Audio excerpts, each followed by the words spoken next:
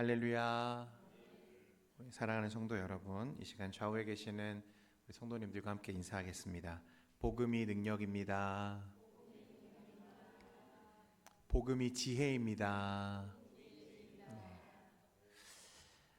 인터넷과 유튜브 영상들을 요즘에 보고 있으면 참 말 잘하는 사람들이 많은 것 같습니다.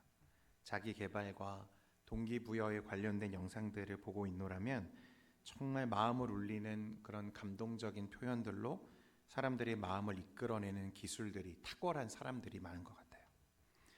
이 말 잘하는 것과 관련해서 제 그 고등학교 동창 중에도 유독 말을 잘하는 친구가 하나 있었는데, 이 친구는 어려서 아버지가 돌아가셨고 가난한 홀어머니 밑에서 자란 친구였습니다. 그래도 긍정적이고 밝은 에너지가 늘 넘치는 친구였고, 주변 친구들을 늘 웃게 해주는 그런 친구였어요. 특히 말을 얼마나 빠르고 조리 있고 재미있게 하는지 그 친구가 하고 있는 말을 듣고 있으면 시간이 가는 줄을 몰랐던 그런 친구였습니다. 공부도 특별히 잘하지는 않았지만 그래도 늘 중상위권이었던 것 같아요. 그래서 서울에 있는 대학에 진학했다는 소식을 끝으로 한동안 그 친구와 연락이 끊어졌습니다. 그리고 나서 친구들이 하나둘씩 뭐 군대를 갔네, 뭐 전역을 했네, 이런 소식들이 들리다가 이제 오랜만에 졸업하고 나서 한 7년, 8년 만에 학교 동창 모임을 하게 되었어요. 그런데 그날 이 친구가 그 당시 동기 친구들은 생각도 하지 못할 고가의 외제차를 몰고 그 모임에 탁 나타난 거예요.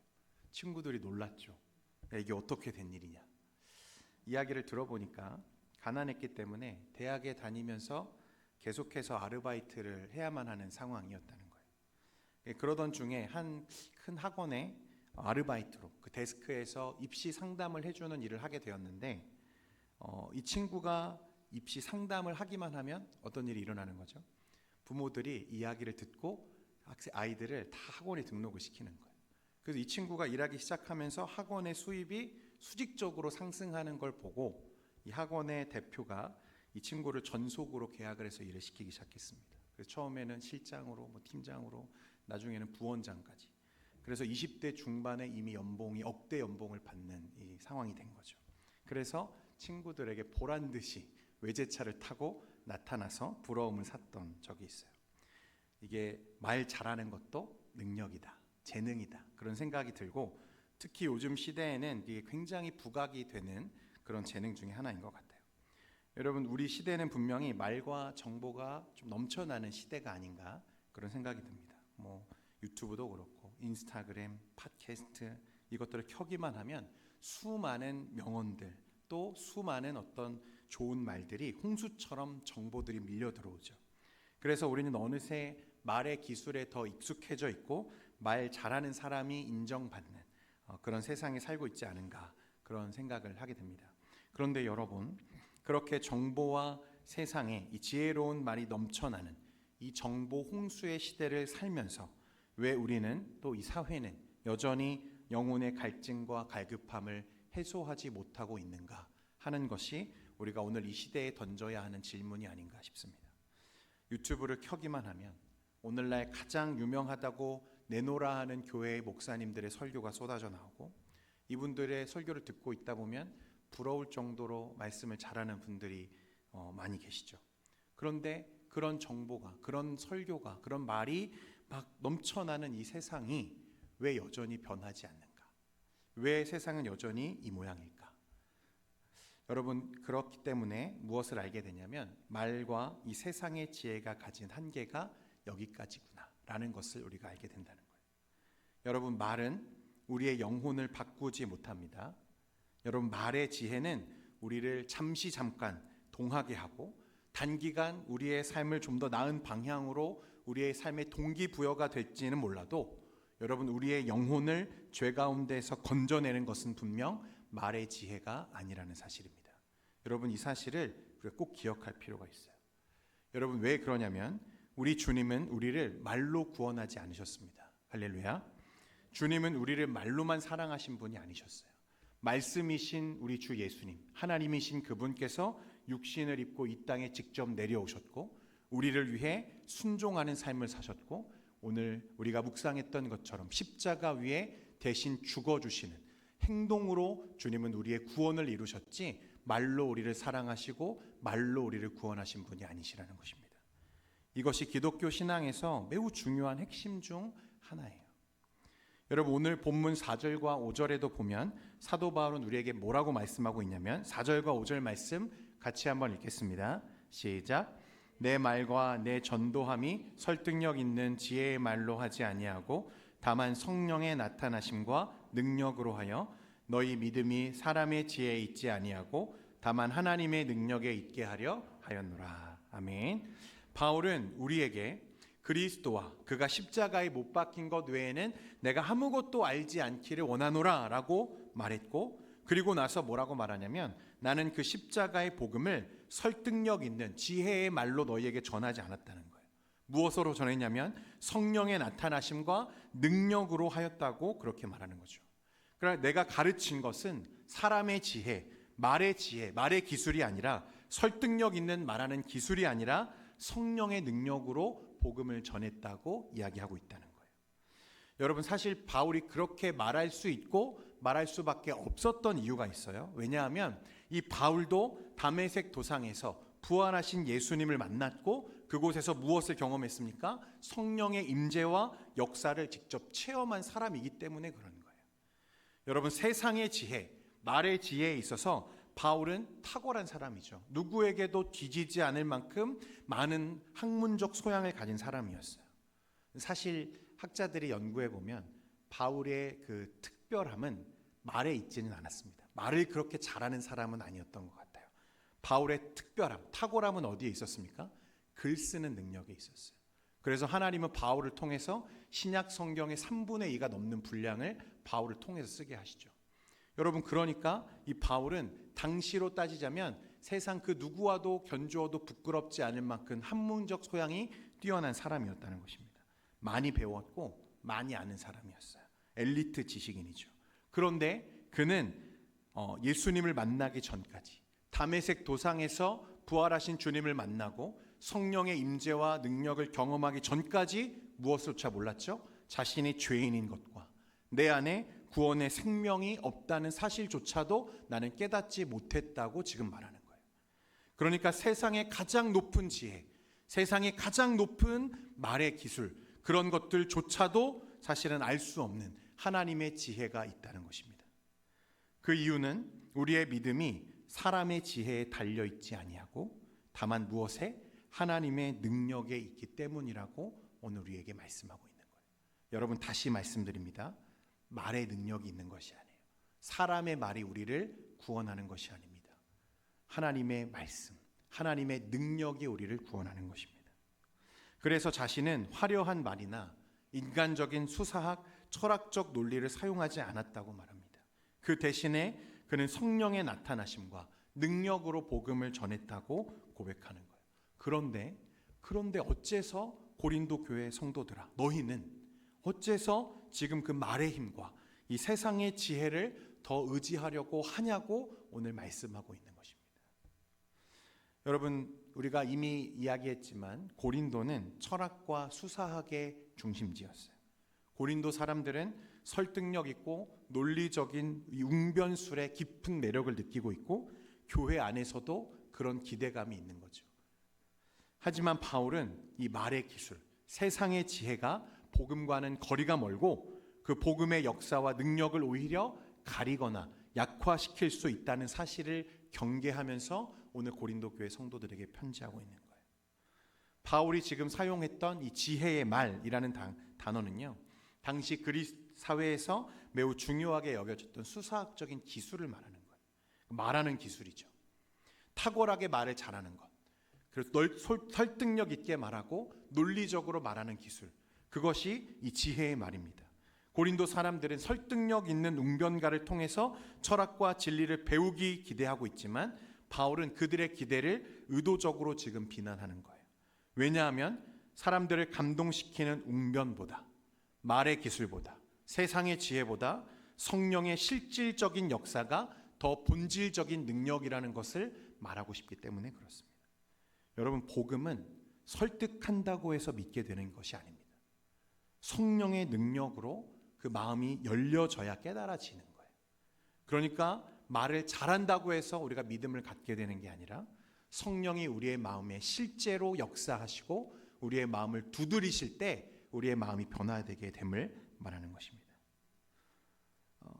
성도 여러분, 한번 생각해 보십시오. 여러분은 어떻게 예수를 믿게 되었습니까? 여러분은 어떤 사람의 말을 통해서 예수를 믿게 되셨습니까? 여러분은 이 앞에 있는 안 목사의 말을 통해서 지금 예수를 믿게 되셨습니까? 여러분, 믿음은 말의 지혜로 말미암은 것이 아닙니다. 전혀 아니라는 거예요. 우리가 예수를 믿을 수 있는 것은 온전한 성령의 역사이고 성령의 능력이다.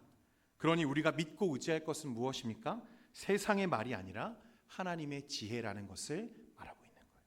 사랑하는 성도 여러분, 사람의 말에 능력이 있지 않음을 믿으시고 하나님의 지혜를 끝까지 의지하는 여러분 되시기를 바랍니다. 사도행전에 보면요, 성령에 충만해졌던 이 베드로가 행각에 서서 설교를 합니다. 이 설교를 듣고 한 번에 3,000명이, 한 번은 5,000명이 한꺼번에 회심하는 역사가 일어났어요. 설교자로서 가장 부러운 능력이 아닐까.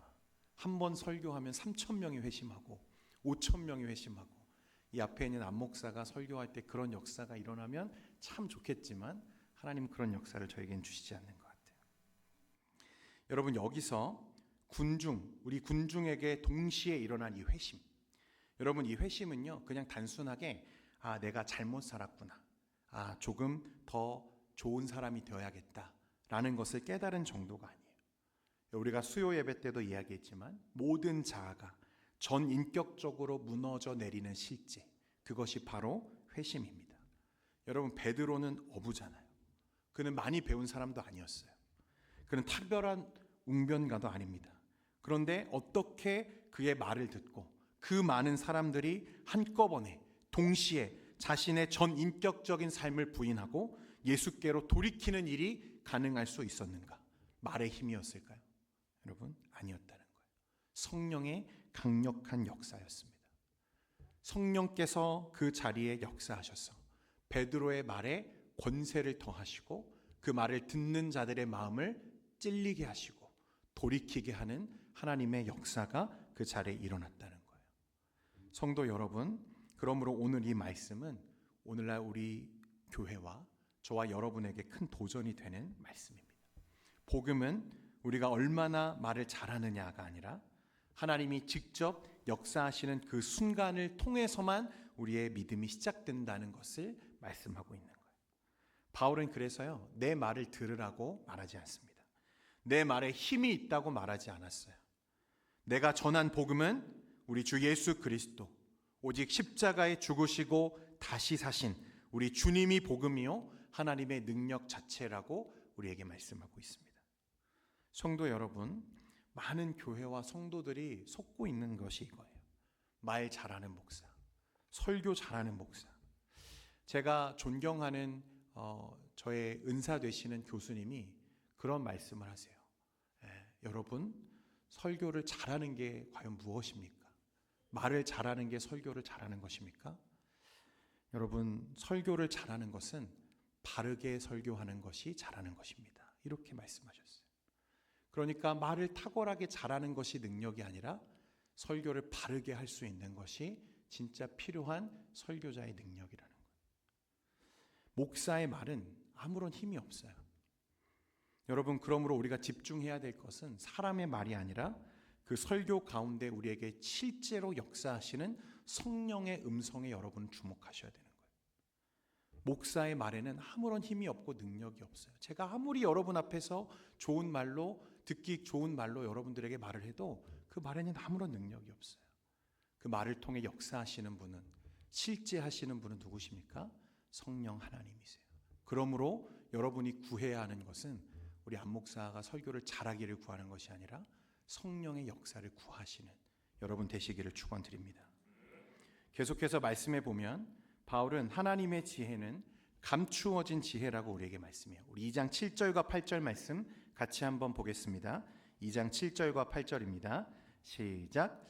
오직 은밀한 가운데 있는 하나님의 지혜를 말하는 것으로서 곧 감추어졌던 것인데 하나님이 우리의 영광을 위하여 만세전에 미리 정하신 것이라. 이 지혜는 이 세대의 통치자들이 한 사람도 알지 못하였나니 만일 알았더라면 영광의 주를 십자가에 못 박지. 아멘. 바울은요, 하나님의 지혜는 감추어진 것이다 이렇게 말합니다. 오직 은밀한 가운데 있는 하나님의 지혜를 말하는 것이다 이렇게 얘기했거든요. 바울은 말씀을 통해서 이 세대의 지혜, 그러니까 이 세상의 지혜와 하나님의 지혜를 분명히 구분해서 말합니다. 여기서 은밀한 지혜, 그러니까 이 말은 단순히 그것이 숨겨졌다는 의미를 넘어서 인간의 지혜와 이성으로는 절대 도달할 수 없는 하나님의 구원 경륜이 담겨져 있는 지혜, 하나님의 지혜, 그것이 바로 주 예수 그리스도의 복음이라고 우리에게 말씀하고 있는 거예요. 그렇다면 바울이 말하는 이 하나님의 지혜, 복음은 과연 무엇이냐? 예수 그리스도의 십자가의 죽음과 부활이 곧 복음인 줄 믿습니다. 세상이 어리석다고 말하는 그것이, 그 사실이 바로 하나님의 지혜이고 능력이라는 거예요.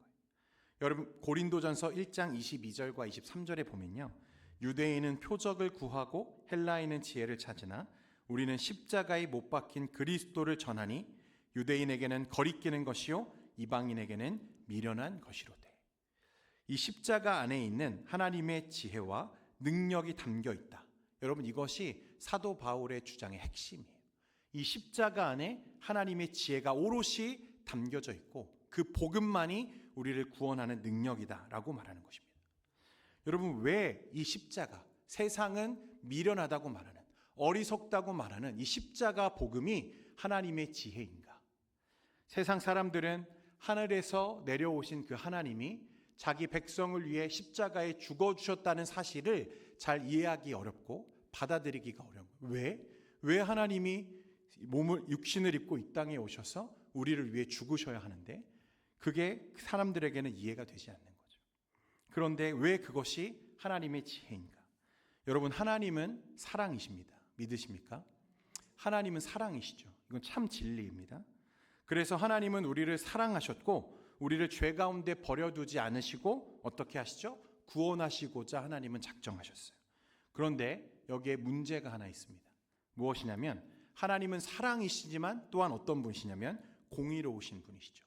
하나님은 공의로우시고 거룩하시기 때문에 죄는 반드시 벌하셔야 하고 죄를 그냥 묵인하거나 죄를 없다 여겨주실 수 없는 분이시기 때문에 문제인 거예요. 하나님은 완전히 거룩하셔서 그 존재적인 성품상 죄와 양립할 수 없고 따라서 그냥 죄 있는 자를 죄 없다 여겨주실 수 없는 하나님이시기 때문에 문제라는 것입니다. 더군다나 여러분, 죄의 싹은 무엇입니까? 사망이죠. 그러니까 그 죄값으로 지불되어져야 하는 대가가 무엇이냐면 생명이라는 거예요. 그래서 히브리서 9장 22절에 보면 율법을 따라 거의 모든 물건이 피로써 정결하게 되나니 피 흘림이 없은즉 사함이 없느니라 라고 말씀하십니다.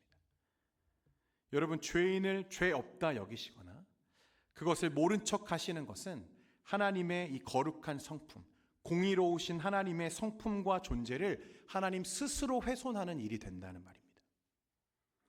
그래서 하나님은 이 문제를 해결하시기 위해서 하나님의 신적인 지혜를 온전히 동원하셔야 됐어요.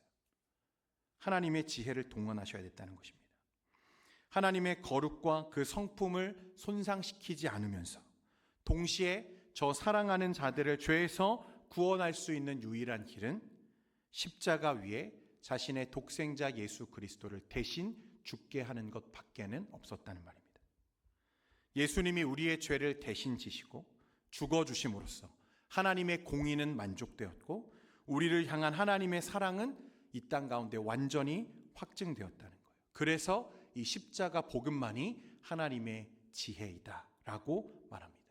세상이 미련하다고 말하는 그 십자가가 온전한 하나님의 구원의 능력이요 하나님의 지혜라는 거예요. 아무도 생각하지 못한 방식으로, 아무도 흉내낼 수 없는 방식으로 하나님은 자신의 성품을 온전히 세상 가운데 드러내셨습니다. 그래서 오늘 2장 7절에 보면 이 지혜는 하나님이 우리의 영광을 위하여 만세전에 미리 정하신 것이라. 이는 우연히 생긴 계획이 아니라 이 세상이 있기 전부터 하나님이 준비하신 감추어진 지혜다. 아무도 예상하지 못했고 자신의 이성과 자신의 학문적 소양으로 닿을 수 없는, 깨달을 수 없는, 세상의 지혜로는 결코 도달할 수 없는 감추어진 지혜였다는 거예요. 여러분, 그리고 9절 말씀 같이 한번 읽겠습니다. 9절입니다. 시작. 기록된 바 하나님이 자기를 사랑하는 자들을 위하여 예비하신 모든 것은 눈으로 보지 못하고 귀로 듣지 못하고 사람의 마음으로 생각하지도 못하였다 함과 같으니라. 아멘. 바울은 그래서요, 단 한 사람이라도 이 하나님의 지혜로 말미암지 않고 하나님의 구원과 이 그 의에 이를 수 있는 자가 있었다면, 그러니까 이 세상의 지혜로 이것을 깨달을 수 있는 것이었다면 하나님은 결코 이 땅에 예수 그리스도를 보내지 않으셨을 거라고 우리에게 말하는 거예요. 감추어진 이 하나님의 지혜는 세상의 논리로는 풀 수 없고 오직 믿음으로, 성령의 실제의 역사로 그렇게 우리 가운데 드러나는 하나님의 신비로운 능력이라고 말씀하는 것입니다. 여러분, 다시 앞으로 좀 돌아가세요. 오늘날 우리는 말을 너무 많이 듣고 있어요. 우리는 그런 말들을 찾아서 듣기도 합니다. 나를 위로해 주는 말이 없을까? 나에게 오늘 공감이 되는, 나에게 도전이 되는 어떤 말들은 없을까? 그런 것들을 찾아 헤매는 것 같아요. 그래서 아무런 생각 없이 하루 종일 유튜브에 쇼츠를 넘겨가면서 혹시 나는 오늘 여기서 내 영혼을 위로할 만한 말을 찾지는 않을까, 그렇게 헤매이는 젊은이들이 얼마나 많은지 모릅니다. 1시간, 2시간. 여러분, 한국 교회 성도들의 한 달 유튜브 사용량 평균이요 40시간이 넘는데요. 한 달에 유튜브 보는 시간이 40시간이 넘는다고. 우리 성도님들은 놀라지도 않으세요. 네. 하루 종일 스마트폰을 들여다보면서 이 정보들, 이 말들의 귀를 기울이고 영상들, 자극적인 광고들, 그렇게 우리의 귀를, 우리의 마음을 그런 것들로 채우고 있는데 여전히 우리는 공허한 거죠. 말은 사람의 마음을 흔들 수는 있어도 영혼은 변화시킬 수 없다는 오늘 사도 바울의 말이 진리로 다가오는 것은 그 어떤 말도, 그 어떤 세상의 지혜도 저와 여러분의 영혼을 변화시킬 수 없기 때문에 그렇습니다. 우리는 그동안 너무 오랫동안 말을 잘하는 사람들을 신뢰하고 또 그런 사람들을 기다렸던 것 같아요. 그런데 여러분, 복음은 사람의 말이 아닙니다. 하나님의 말씀입니다. 복음은 정보가 아니에요. 변하지 않는 진리입니다. 복음은 능력이에요. 하나님의 지혜가 그 안에 오롯이 담겨 있기 때문에 그렇습니다. 현대 교회사에 큰 영향을 미친 이 빌리그레함이라는 목사님, 여러분 다들 잘 아시죠? 제가 학교 다닐 때 그 설교의 모범으로 많이 이제 언급되는 목사님들 중에 한 분이에요. 그래서 그분에 관련된 책과 설교집을 많이 참고를 합니다. 제가 쭉 살펴보면요, 그렇게 특별한 게 없어 보여요.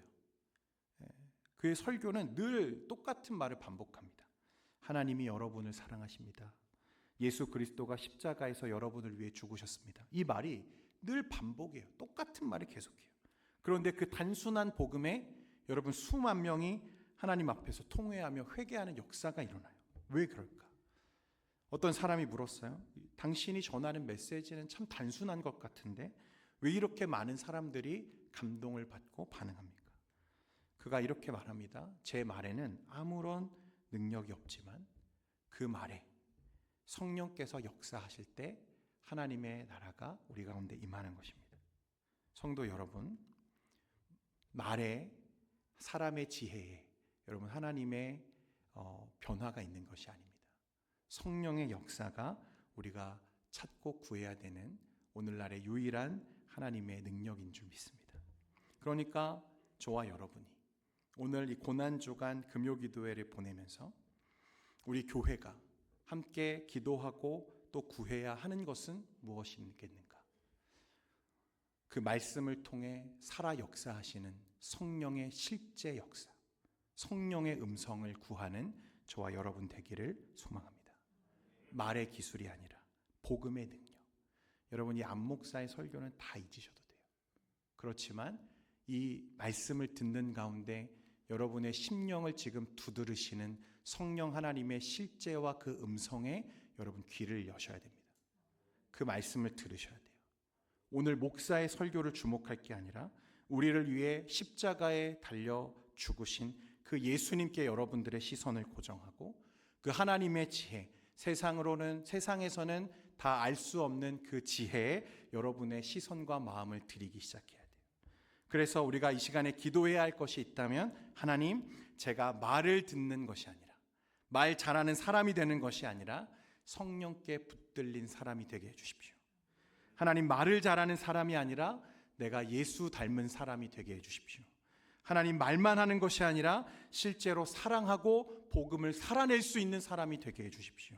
그렇게 성령을 의지할 때 여러분, 저와 여러분의 삶을 통해서, 입술을 통해서, 그런 기도를 통해서 주님이 반드시 저와 여러분의 마음을 여시고 하나님의 음성 가운데 우리를 변화시키는 그 실제의 역사로 우리를 이끌어 가실 줄 믿습니다.